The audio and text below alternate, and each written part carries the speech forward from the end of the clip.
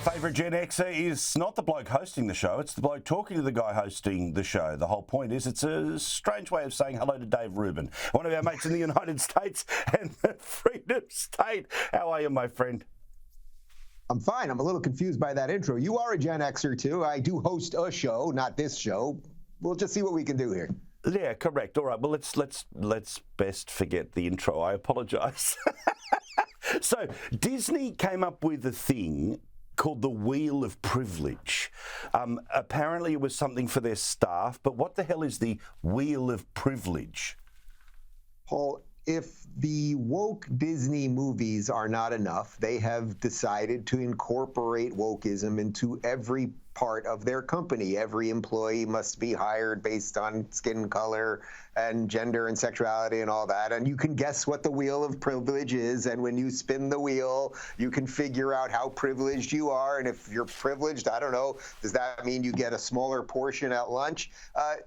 Joking aside, the fact that this set of ideas has infected what should be really the owner of all of the culturally important stories and movies and cartoons and everything else is a really damaging situation for the entire world, because we tell our truths through stories, and people have kind of had it, which is why the box office on Disney's last couple movies, especially the woke ones, have been pretty terrible.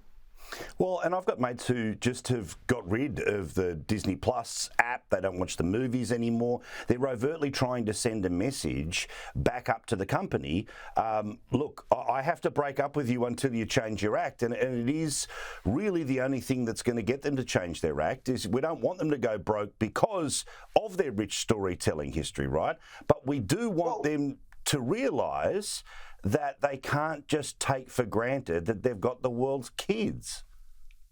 Well, that's the thing. I mean, the beauty of the capitalist system, which of course the woke hate, is that you as a participant in the system can decide where to put your dollars. And at the end of the day, although the Disney employees or the higher ups at Disney may think of themselves as some plush, soft, lovely company that doesn't really care about money, it only cares about diversity and equity and inclusion, at the end of the day, the board members and the shareholders care about cold, hard cash. So much like in the boycott of Bud Light here in America, you actually are a participant in the way that these companies behave. And that's actually pretty great. So I don't know that Disney itself will ever come back from this stuff, because, it's like when you see the woke stuff happen at Harvard or some of these other universities, it infects the entire host. So I don't know that Disney will ever come back, but I'm certainly a betting man in capitalism and people's ability to think for themselves, and that there will be another Disney down the pike. Someone else will come up with some new stuff and not just have to reboot Star Wars for the 80th time,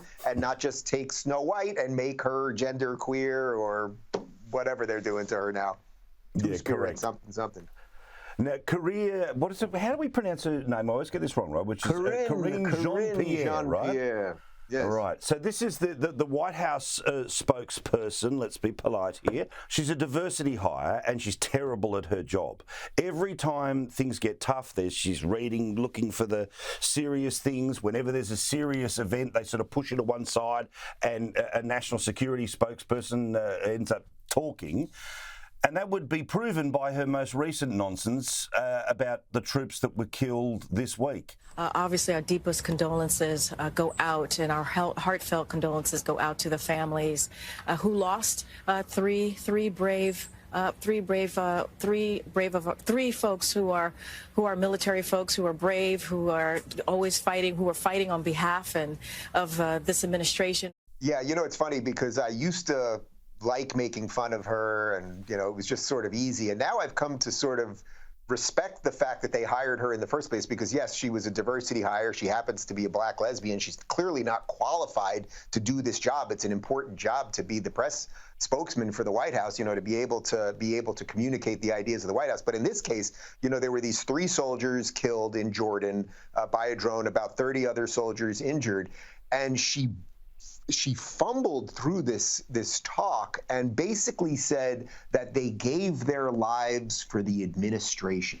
And that is one of the craziest statements that I have ever heard from someone in the United States government. When these servicemen become part of the military, Navy, Army, doesn't matter, They are serving the country, not the administration. Administrations come and go. Joe Biden will be but a footnote in history, but the United States government, that is the thing. They, swearing on the Constitution or swearing on the Bible to uphold the laws of the Constitution and then defend our freedoms all the way across the world. And she thinks that they died for the administration. I mean, it's actually, even for her, this one was a bit much.